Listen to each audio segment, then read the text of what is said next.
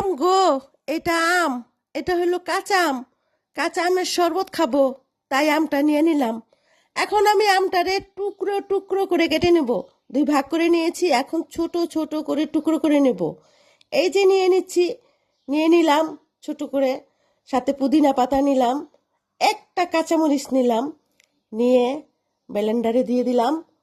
এখন একটু পানি দিয়ে দিলাম। পানি দেওয়ার পরে কি হবে জানো গো? একদম দিব ঘুন্টা আর ঘুন্টা। হয়ে গেছে ঘুন্টা। সাথে দিয়ে দিলাম বিট লবণ। ওহ, সেই টেস্ট হবে। দিয়ে দিলাম স্বাদ মতো লবণ, আরও টেস্ট। এবার দিয়ে দিব একটু চিনি। যে যেরকম চিনি খাবেন সে সেরকমই চিনি দিবেন।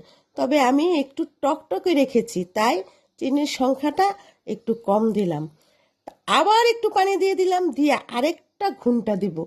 হয়ে গেল আমার মজাদার কাঁচা আমের শরবত। সেই স্বাদ গো, সেই স্বাদ। সবাই একটু খেয়ে দেখবেন, গরম তো আসতেছে।